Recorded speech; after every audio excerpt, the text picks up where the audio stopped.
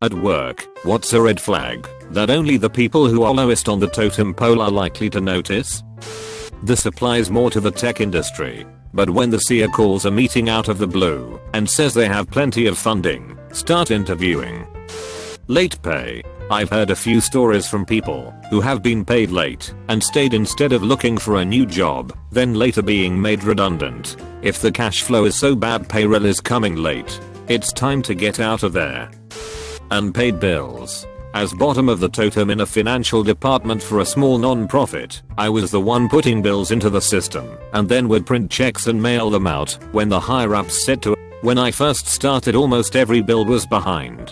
They covered it up by claiming the person I was replacing hadn't been able to keep up with the workload and that was why everything was late. I spent over half my time on the phones talking companies into not shutting down our utilities. Maybe the last person was that slow, but it was not that much. Full-time work, yes, but too much? Horseshit. Fortunately the right man had come in as CEO just before me, and he literally saved the company from collapse. I just happened to see what should have been the end of the company. He was smart though, no bills were paid until employees had been paid, and no bills, but critical ones were paid at all. Then he paid massive portions of debts off quickly to put us back in acceptable standing as we worked out payment plans. That man saved a small company with $1 million deficit in under a year. I work in a different department now, but its annual profit now is around 2 mil. Edit, as it's come to my attention, not everyone is aware that yes, non-profits have a year-end gain or loss, what I lazily called an annual profit above. The difference between a non-profit and for-profit is that a non-profit must use all net gains earned and invest it back into the company as a whole. For example, buy a new building, or do repairs on their facilities, or expand services provided, or, as is the employee's favorite, year-end bonuses. Like one year we improved our IT software and support contracts. Another year we purchased another facility to expand out services. Bosses who take responsibility for nothing. I had a boss regularly tell me how to do something incorrectly. Her boss would correct her, then she would punish me for doing it wrong. For doing exactly what she told me to do. She'd do things like spill a coffee all over a coworker's super important documents, then not apologize or admit it was her fault, or even an accident she was responsible for. No, she blamed a step stool that was on the floor next to her that wasn't even in the way of her sitting down, or the counter. Coworker was crying while I was trying to rescue the papers, and Booth spent the whole time being a bitch about the step stool because she was too embarrassed and immature and disrespectful to own up to it. Worsening conditions in the back room. The more stuff that gets backstocked, the more full the back room gets, which makes it harder to keep it organized, which makes it harder to find what you need to send to the sales floor, which means less product on the sales floor, which means fewer sales. Fewer sales leads to less profits, leads to fewer hours for the low-level employees, leads to the back room getting worse. Retail logistics is a vicious cycle if you let it be. Was once told by the cleaner, "This place is fucked. I used to change the toilet rolls in the bogs twice a day, now it's barely twice a week. They are either shitting less, or we are getting less clients through the door." She was absolutely correct. Place got extremely downsized within 6 months of that. The top guys seeing everyone else as the help. I work for a company where the corporate office is probably like 25 people. On my first day I was in the break room by myself, and then the guy that hired me and the owner walk in, and the owner goes to the coffee pot.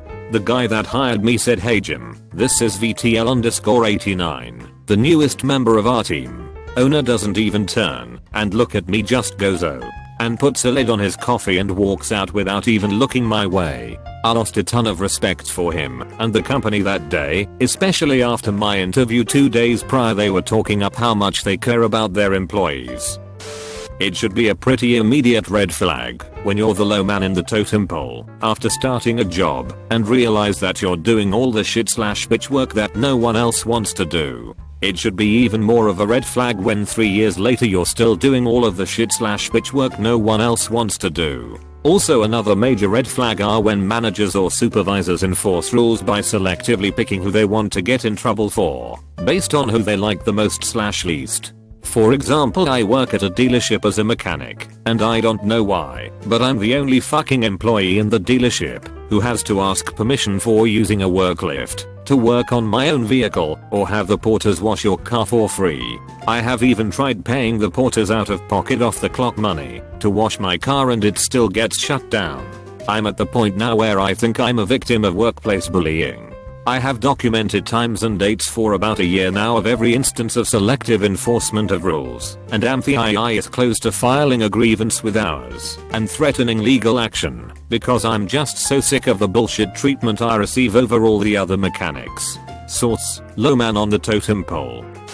This may only apply to retail and food service, but price hikes. If prices are increasing abnormally and quality is stagnant, then either one, the company is losing money, or two, the company is getting greedy and starting to bite off more than they can chew. Upper management can increase a product's cost by $2 or $3 and not bat an eye. All they see is profit margins. However, the lower down, hourly wage employees have to deal with angry customers and pressure from corporate if sales begin to drop. Look for any changes in benefits or amenities, like if all of a sudden they cancel the coffee service, or if they normally have free meals or something they stop providing them. If you ever get asked to list what you do on a daily basis or to document difficult tasks that only you perform, beware. Cleaners see everything. Late bill payments on desks, employees cheating on their spouse, empty liquor bottles placed in envelopes in the trash. I've been a cleaner for 15 years and I've seen literally everything. Also, cleaners tend to be really chill, so people tell them things. I came into the shop I worked in one day and all the sales assistants were taping the ratty old carpet down. Weird, I thought. Then the fire escape door didn't close, so we started locking it with 2 bike locks. Odd, I think. Then I got told not to order in some of our more expensive stock during a very busy time of year. One night as I was closing up I saw my boss leaving in a much nicer car than he used to have. Ah fuck. We are closing down. And I was right. As someone who used to be busy most of the time, the fact that I've found myself stretching 30 hours of work into 40 all of a sudden was the first sign of bad times soon. Shortly after that started, our boss announced that there was a cash flow problem due to a combination of factors: less work, clients not paying, projects not progressing, thus not being able to bill hours etc. I started looking for work immediately. Have had some interest but nothing concrete yet. The first person got let go last week, a recent hire. I doubt I'm next, but you never know. When you all get the speech that you need to give 110% to the job and be a team player willing to take on more roles. On the surface this does not seem bad, but what my experience taught me, it translates out to is, with let people go, we are not rehiring, we expect all of you to take on those other jobs too with no additional pay. And if they start playing funny games with breaks, lunch hours and overtime, or demanding work after you've clocked out, it is time to get foe. At my husband's large Fortune 50 company they were laying off several dozen people each quarter starting in 2009. Your department would get an email to meet at an offsite conference facility Friday morning. From there those being let go would be handed a box with your personal stuff, a brown bagged lunch, a packet with your severance info in exchange for signing a corporate waiver and handing in your badge. You didn't get to clean out your office, say goodbye, finish your work. You were just gone. This went on for nearly 3 years. Terrible way to live. He managed to make it to retirement, but to this day he can't look at a brown bag lunch. Find out the employee turnover rate, especially if it's a small company. I worked at a place that started out great, seemed to have great pay and benefits, but had more and more problems with management. Then I started finding out that our 5-person office had 11 people quit or been fired over the past year. Major red flag. I stayed and put up with their crap much longer than I should have.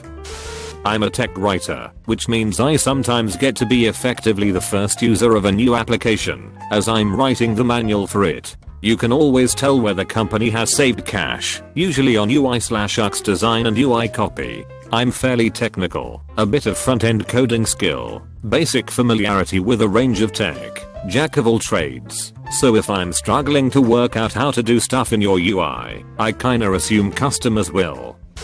Highly charismatic people tend to become different when they find someone that's vulnerable, quiet/introverted, and has no social support. They seem to know there's no chance of retaliation and use their charisma to turn the group against that person and bully in various other ways. I believe it's narcissism or clinical psychopathy. In any case, it's important to make friends and be social in a workplace.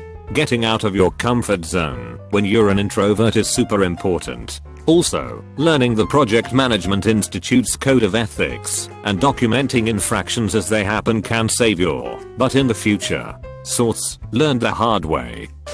Story 1. My daughter's first job out of college last year was working for a small internet marketing company. Her entire department was given an unexpected furlough during the last 2 weeks of December, and I told her to start looking. She got a layoff notice after Christmas via the instant messaging platform they used. Classy. She now works for a much better company. Story 2. One of our favorite restaurants, locally owned, stopped taking credit and debit cards. Their machine was broken. This was before the rise in popularity of services like Venmo and Apple Pay. They would occasionally have their phone disconnected. They have been out of business for a few years now. I realize this doesn't count, but civilians may find this interesting. In the Navy, United States, it's a well-known, and, at least it was in my ship, oftentimes true fact that, if out of nowhere the ship's galley, kitchen, serves steak and lobster, there is bad news coming from the captain. Usually in the form of you're going on an unexpected deployment, your deployment's being extended, or something along those lines. It happened to us multiple times as to where we hated seeing that on the menu, and after dinner like clockwork the captain hit us with the bad news. Absenteeism is a known sign that a regular worker is unhappy/going for an interview, etc. Leaders will distance themselves to in certain conditions. They often distance themselves when feeling under pressure in order to save face. When there is a massive sh*t storm, they often take themselves off the stage by working from home, have meetings, working on the client site, etc. Not at work, but my classmate at my engineering school is a bit off his mind. Sorry for dab English. I'm from Hungary. One day at the school's workshop, I had no work, so the teacher said that I should help my classmate. I go to him, and I'd find him looking at the paper that had the drawing of the part that he needed to make with the lathe. He was just staring at it, so I asked him, me, do you need help? Him, no thanks, I'm good. Me, are you sure? Him, yes, I'm just thinking. He was just standing there for 5 more minutes. The work was not that hard, so I asked him again. Me, are you still sure about it? Him, yes, I'm sure. I don't need help. And he waited for 5 more minutes, so I had enough. Me, asterisk, I explained the whole process of the work. He did not cut me off. Asterisk, now do you know what to do? Him, yes, I know. He was standing there for 20 more seconds. Me, okay, so first, you have to turn on the lathe. Him, okay, after 30 seconds he turned it on slowly, then started waiting again. To be honest, I think he has some problems, because he did know what to do, but he was not sure about it. Me, so you have to turn this and this lever. Him, okay, another 20 seconds, and he pulls the lever. We did this the entire work. He did a 10 minutes job in half an hour. He did not wait for me to tell him what to do. He was not waiting, because he did not know what to do. He was not waiting, because he wanted to make sure that he does everything right. He just stood there for some reason. I think his brain is like an old computer, where you push one button and you have to wait until something happens. This was not the first or last time we did that. When the company you work for gets behind on their bills. I used to work for a residential construction company, and one day I went to pick up some lumber and nails. Yeah, no, the main things a building company needs. They told me the account was locked because the company hadn't paid their bills in 3 months. I started looking for another job that day. One day they can't pay their bills, the next day they can't pay you. Noobers and janitors in fast food restaurants are always the first one to notice the grossest atrocities. I worked in a McDonald's for almost a year, and into my first week I noticed that all of our vents were covered in a blanket of dust and grease. You could only see that it was the vents due to their location and the frames. problem is though, that we had really high ceilings, so you'd have to be on a ladder to clean it. There was never really a convenient time to set all that up and clean it, so it never got done. Also, our main manager just told us that if we had enough time to notice all that, we weren't working hard enough. So yeah, if you're wondering why it seems a little warm in your McDonald's, look at the vents. I work for a big time bakery that spans around the globe.